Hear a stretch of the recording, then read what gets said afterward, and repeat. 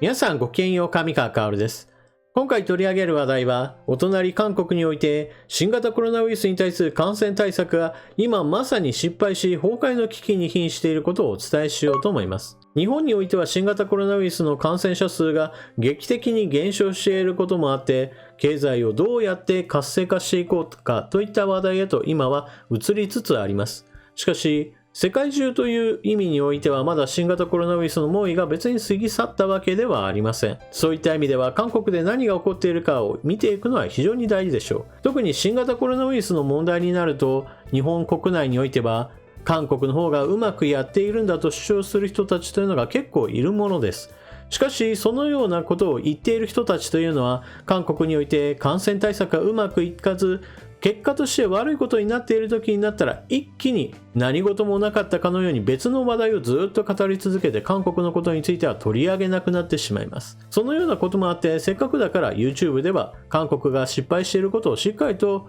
みんなで知らせるということも大事なんじゃないかなと思います。というわけで今回は新型コロナウイルスの感染者数が日本では劇的に減っている状況なのにもかかわらず、お隣では全く逆のことが起きていることを見ていきましょう。それでは関連ニュースをどうぞ。韓国のコロナ新規感染者数、昨年の第3波の2倍、重症者用病床はパンク寸前。新型コロナ重症者がなかなか減らないことから、医療体制への過度な負担に対する懸念が高まっている。新型コロナワクチン接種完了率が 78% を超え、4000万人を上回る国民がワクチンを接種したのにもかかわらず、危機感は依然として高いままだということだ。流行第3波時より2倍多い感染者。昨年の第3波期間中だった11月に70人台であった重症者は12月末に300人台へと急増。重症者用病床は一時ソウル市で0床、周辺都市でもベッドが全くない状態へと陥ってしまった。そしてこちらが現在の韓国における新型コロナウイルスの新規感染者数のグラフです。重症者用のベッドが全くなくなってしまったという2020年の12月末の頃に比べると、現在の方が新規の感染者数が多い状態へと陥っています。2020年末の前回の流行時には入院を待っていた患者が死亡するケースも続出した。政府が昨年上半期に重症者用病床に関して予算を確保しただけで速やかに執行しなかったためだった。その後、遅まきながら民間病院の病室を動員して重症者用病床を増やし、現在は全国に1100床余り、首都圏には690床が確保されている状況だ。それまでワクチン接種が本格化して重症化率が下がり、重症者用病床には余裕があった。ところがデルタ変異株が急速に広がり、感染者数が急増すると重症者用病床は少しずつ埋まり始め、最近は状況が深刻になっている。14日時点で全国の新型コロナ重症者用病床1125床のうち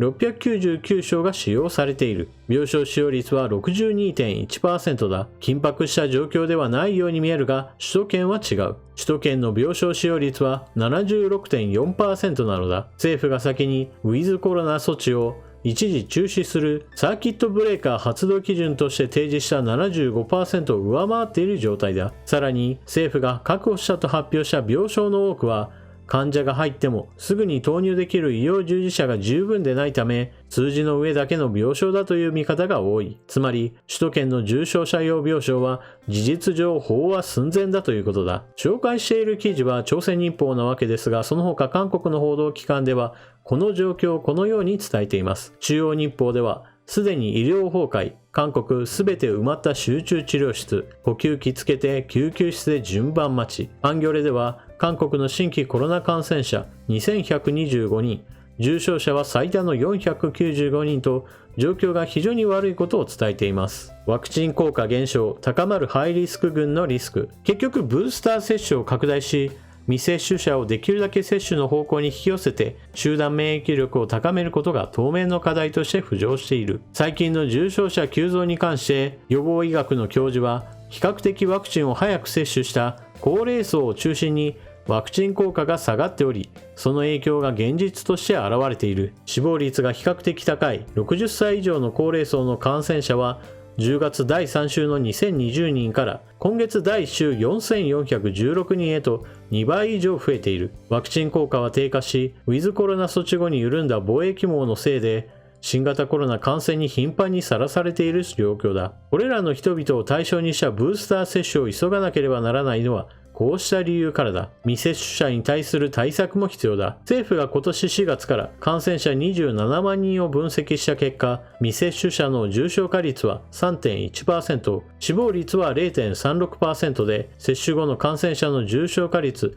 0.57%、死亡率 0.13% に比べ非常に悪かった。防疫当局は未接種の感染者は接種後に感染した人より重症化するリスクは5倍、死亡につながるリスクは3倍も高いと明らかにした。ちなみにこの記事でも韓国の病床使用率が 60% を超え、首都圏では 75% だよというかなり厳しい状況が伝えられているわけですが、一方日本では全く状況が異なっています。全国の病床使用率でいうと 1.8% と韓国と比べるとまさに桁違いな状況です。なお東京だけに限った場合においても 2.2% にしか過ぎません。現在日本では新型コロナの入院患者が0人ですよという県が7つあり、10人以下の県も多数ある状況です。新型コロナウイルスの感染者数がたくさん確認されているといった国は別に韓国だけの話ではありません。むしろ人数だけで言えばヨーロッパの国々の方が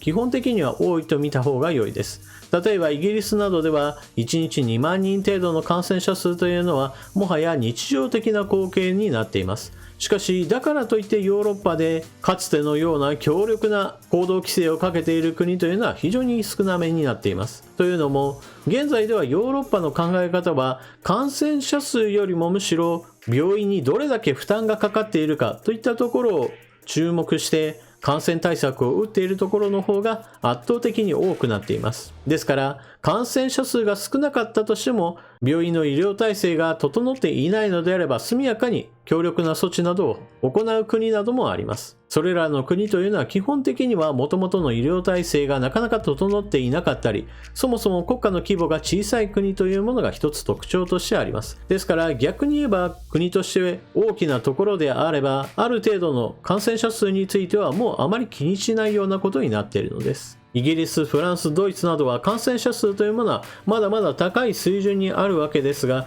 一方において受け入れる病院側の準備が整っていることもあって警戒はしているんだけど、多くの国民は以前に比べればはるかに以前の生活に戻っています。そういったヨーロッパの状況といったものを前提として考えれば、韓国の新型コロナウイルスによる感染者数の人数といったものはそれらの国々よりもずっと少ないものです。しかしヨーロッパよりも実は韓国の方が悪い状況にあるという考え方もできます。なぜならばヨーロッパではもう感染者数どうこうではなく重症化するような人たち、つまり入院が必要な人たちといったものを見ているわけですが、韓国においてはまさにそのベッドが足らないような状況に陥りつつあるわけです。感染者数どうこうではなくすでに病院が埋まっていくというこの状況がまさに韓国が医療崩壊するかもしれないまさに瀬戸際にあるわけです。なお韓国は新型コロナウイルスのワクチン接種率という意味においては日本よりも高いと言われているような状況ですから、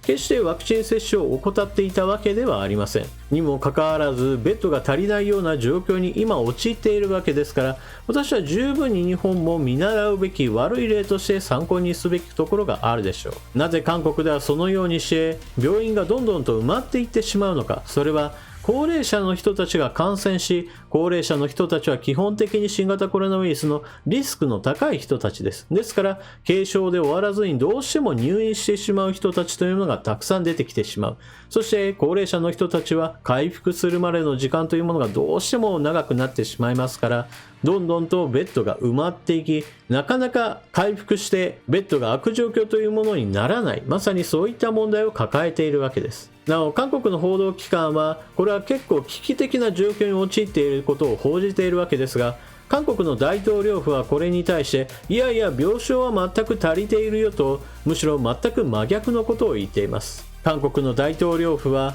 首都圏においてベッドが足りないんだったらもっと遠くへと病人を運んでしまえばいいじゃないかという解決策を打ち出しています。いわばこれは広域連携をすることによって首都圏でベッドが足りないんだったら他の地域へとどんどんと患者を移送するという一つの解決策としてはありでしょう。しかし首都圏で新型コロナウイルスによる重症化してしまった人がもう今すぐにでも治療を受けなければならないといった状況になった時に、じゃあ1時間先2時間先の病院まで連れて行こうというのは結構辛いものになるでしょう。そういった意味では韓国における新型コロナウイルスに対する対策というのは今まさに国民から非難を受けるべき状況へと陥っています。なぜならば韓国においても大きな感染の波が収まった時にはある程度余裕のある状況にと改善したのです。その改善した時期においてもしも次に何か問題があったらどうやって対策しようかといったことを十分に話し合ったり準備する時間があったはずなのです。今の韓国はそうした意味において